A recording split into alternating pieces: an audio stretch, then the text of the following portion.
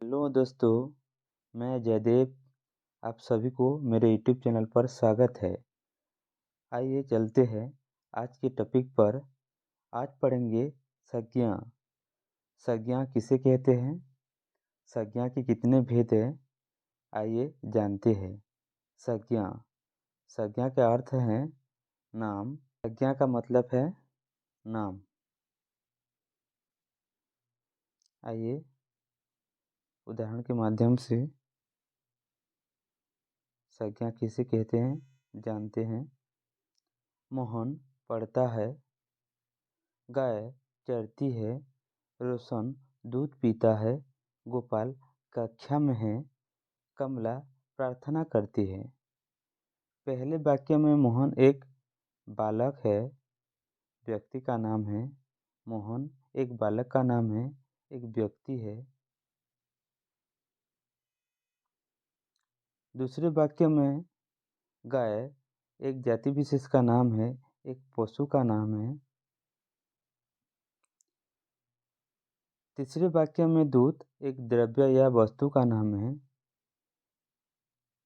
चौथे वाक्य में कक्षा एक समूह का नाम है, एक ग्रुप को सूचित कर रहा है कक्षा। पांचवें वाक्य में प्रार्थना एक भाव विशेष का नाम है, यानी कोई व्यक्ति अपने भावना को प्रकट कर रहा है, भाव का नाम है प्रार्थना। ये शब्द मोहन, गाय, दूध, कक्षा, प्रार्थना कोई न कोई नाम बताते हैं। नाम को संज्ञा कहते हैं। किसे संज्ञा कहते हैं? नाम को संज्ञा कहते हैं। यानी संज्ञा का अर्थ है नाम। आइए जानते हैं संज्ञा किसे कहते हैं। जो शब्द व्यक्ति, जाति, द्रव्य, समूह या भाव का बोध कराता है उसे संज्ञा कहते हैं। यानी जिस शब्द से या जिस पद से व्यक्ति, जाति, द्रव्य, समूह या भाव का नाम सूचित होता है या बोध होता है उसे हम संज्ञा कहते हैं। संज्ञा 5 प्रकार की होती है। कितने प्रकार की? 5 प्रकार की। आइए जानते हैं। पहला व्यक्तिवाचक संज्ञा, दूसरा है जातिवाचक संज्ञा, तीसरा है द्रव्यवाचक संज्ञा, चौथा है समूहवाचक संज्ञा, पांचवा है भाववाचक संज्ञा। पहला व्यक्तिवाचक संज्ञा। आइए जानते हैं। केवल एक ही व्यक्ति, प्राणी या स्थान का नाम बताने वाले शब्द को व्यक्तिवाचक संज्ञा कहते हैं। यानी जिस शब्द या जिस पद से किसी भी प्राणी, वस्तु या स्थान का नाम दर्शाता है या प्रकट करता है तो उसे हम व्यक्तिवाचक संज्ञा या नामवाचक संज्ञा कहेंगे।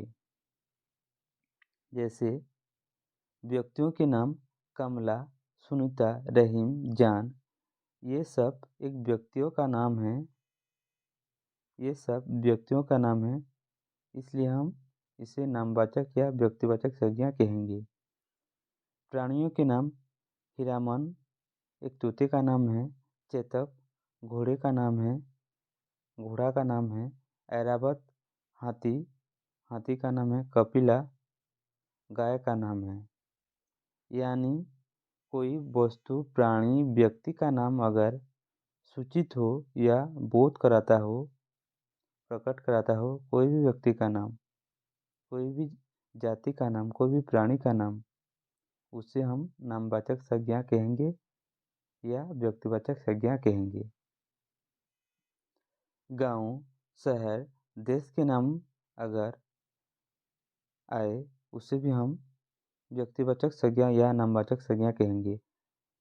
जैसे रामपुर, कटक, भारत, अमेरिका, ईरान, ये सब व्यक्तिवाचक संज्ञा या नामवाचक संज्ञा कहलाएंगे। नदी, पहाड़, झील के नाम। नदी, पहाड़, झील के नाम, किसी की नाम अगर आ जाए उसे हम व्यक्तिवाचक संज्ञा या नामवाचक संज्ञा कहेंगे।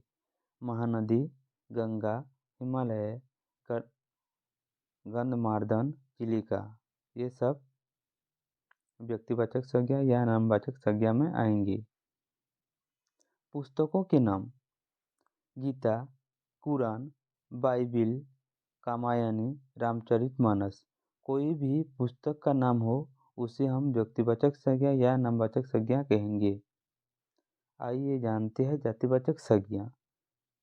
जातिवाचक संज्ञा किसे कहेंगे? एक चीज ध्यान रखिए, जातिवाचक संज्ञा हमेशा समूह को दर्शाता है, यानी ग्रुप को दर्शाता है। आइए जानते हैं।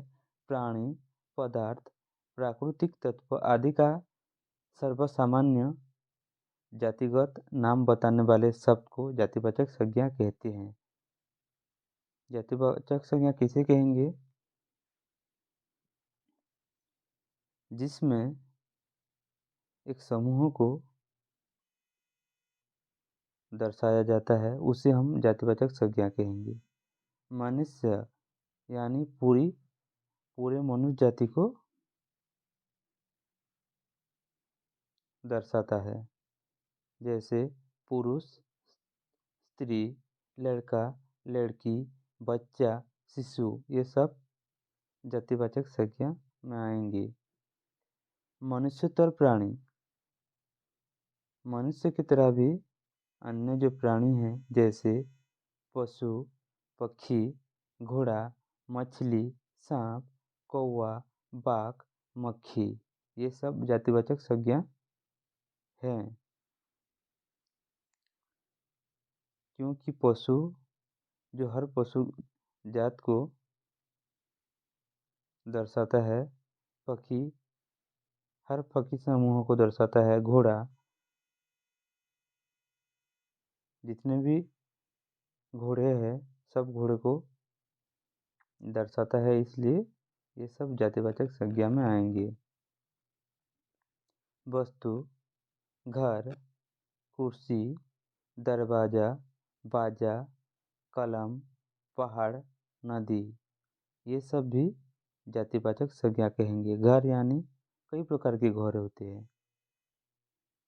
कुर्सी, कई प्रकार की कुर्सी देखने को मिलती है। दरवाजा भी कई प्रकार देखने को मिलते हैं। अगर दरवाजे का नाम आ जाए तो समझ लेना वह नामवाचक या व्यक्तिवाचक संज्ञा कहलाएंगे। ये सब दरवाजा, बाजा, कलम, पहाड़, नदी, ये सब जातिवाचक संज्ञा हैं। पद, शिक्षक, डॉक्टर, नर्स, अध्यापक, इंजीनियर, मंत्री, कवि, ये सब समूह को दर्शाता है, यानी शिक्षक सभी शिक्षक जाति को दर्शाता है, डॉक्टर सभी डॉक्टर जाति को दर्शाता है, इसलिए ये सब जातिवाचक संज्ञा हैं। जातिवाचक संज्ञा यानी समूह को दर्शाता है, इतना समझ लीजिए। तीसरा है द्रव्यवाचक संज्ञा। द्रव्य या पदार्थ के नाम बताने वाले शब्द को द्रव्यवाचक संज्ञा कहेंगे। द्रव्यवाचक संज्ञा अगणनीय होती है, इसे नापा या तौला जाता है। द्रव्यवाचक संज्ञा को हम गिन नहीं सकते, इसे नापा या तौला जाता है। जैसे धातु, सोना, पीतल, तांबा, चांदी, लोहा, स्टील, इसे हम नाप सकते हैं या तौला जा सकता है, इसे हम गिन नहीं सकते। ये सब द्रव्यवाचक संज्ञा हैं। द्रव्य पदार्थ तेल, दूध, पानी, शहद, घी, ये भी सब द्रव्यवाचक संज्ञा हैं। अगर तेल का नाम आ जाए, पानी का नाम आ जाए, शहद के नाम आ जाए तो समझ लेना वह नामवाचक या व्यक्तिवाचक संज्ञा होगा। द्रव्य आटा, लकड़ी, घास, दाल, अन्न, ये सब द्रव्यवाचक संज्ञा कहलाएंगे या वस्तुवाचक संज्ञा कहलाएंगे। समूहवाचक संज्ञा, जिसमें प्राणियों का झुंड हो, यानी ग्रुप को दर्शाता हो, उसे हम समूहवाचक संज्ञा कहेंगे। आइए जानते हैं। प्राणियों या वस्तुओं के समूहवाचक शब्द को समूहवाचक संज्ञा कहते हैं। जहाँ पर झुंड होते हैं या ग्रुप होता है या समूह होता है, उसे हम समूहवाचक संज्ञा कहेंगे। जैसे प्राणियों का समूह दल, मंडली, परिवार, सेना, भीड़, कक्षा। समूह इसलिए है, मंडली कहने से मंडली में कई प्रकार के लोग रहते हैं। परिवार कहने से परिवार में भी कई प्रकार के लोग रहते हैं। सेना में भी कई प्रकार के लोग रहते हैं, इसलिए ये सब समूह में जाएगा। इसे हम समूहवाचक संज्ञा कहेंगे। वस्तुओं का समूह गुच्छा, यानी गुच्छा में कई प्रकार के वस्तु गुच्छा होकर रहता है या गुच्छा होकर रहता है। झुंड, झुंड में भी कई प्रकार के वस्तु देखने को मिलते हैं। जैसे गुच्छा में अंगूर। श्रृंखला, ढेर, पूंज, टोली, ये सब समूहवाचक संज्ञा में आएंगे। भाववाचक संज्ञा, आइए जानते हैं। धर्म, गुण, अवस्था, क्रिया, व्यापार और क्रियार्थक संज्ञा का नाम बताने वाले शब्द को भाववाचक संज्ञा कहते हैं। यानी जिस शब्द या पद से किसी धर्म, गुण, अवस्था या क्रिया, व्यापार या क्रियार्थक संज्ञा का नाम बताया जाता है, उसे हम भाववाचक संज्ञा कहेंगे। जिसमें किसी भी व्यक्ति का धर्म, गुण, अवस्था दर्शाया जाता है, उसे हम भाववाचक संज्ञा कहेंगे। जैसे धर्म में गर्मी, शिथिलता, मधुरता, ये सब भाववाचक संज्ञा हैं। गुण, धैर्य, क्रोध, बुद्धिमानी, ईमानदारी, सच्चाई, प्रेम, ये सब भाववाचक संज्ञा कहलाएंगे। अवस्था, पीड़ा, नींद, दरिद्रता, उजाला, अंधकार, बचपन, बुढ़ापा, ये सब भाववाचक संज्ञा है। क्रिया, व्यापार, प्रार्थना, भजन, दान, बहाव, दौड़, लिखावट, चाल। क्रिया, व्यापार यानी कुछ कर रहा होगा, जैसे प्रार्थना, भजन, दान, बहाव, दौड़, लिखावट, चाल, ये सब भाववाचक संज्ञा हैं।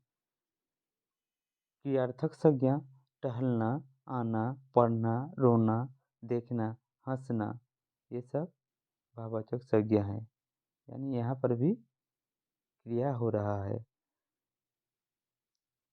आइए जानते हैं। जब क्रिया संज्ञा के रूप में आती है, तब उसे क्रियार्थक संज्ञा कहते हैं। भाववाचक संज्ञाएं दो प्रकार की होती हैं। मूल, पहला है मूल, प्रेम, घृणा, उत्साह, साहस, दया, क्षमा। मूल यानी जिसमें कोई परिवर्तन नहीं होता। दूसरा है यौगिक, यानी मिलकर बना होगा। ये 5 प्रकार से बनती है। पहला है क, संज्ञा से। जैसे भाववाचक संज्ञा कैसे बनते हैं, आइए जानते हैं। संज्ञा से लड़का, लड़कपन, साधु, साधुता, मुनि, मौन, मनुष्य, मनुष्यता, शिशु, शैशव। एक चीज़ ध्यान दीजिएगा, भाववाचक संज्ञा हर एग्जाम में, हर कॉम्पिटिटिव एग्जाम में पढ़ता है, तो अच्छी तरह से समझने की कोशिश करिएगा। ख, विशेषण से। विशेषण से कैसे भाववाचक संज्ञा बनता है, आइए जानते हैं। काला, कालिमा, चतुर, चतुराई, वीर, वीरत्व, मीठा, मिठास, भला, भलाई। आइए जानते हैं। ग, सर्वनाम से कैसे भाववाचक संज्ञा बनता है। मम, ममता, ममत्व, अहम, अहंकार, अपना, अपनापन, आप, आपा, निज, निजत्व। घ, क्रिया से कैसे भाववाचक संज्ञा बनता है? मारना, मार, काटना, कटाई, लिखना, लिखावट। वहाँ अव्यय से कैसे भाववाचक संज्ञा बनता है? दूर, दूरी, निकट, निकटता।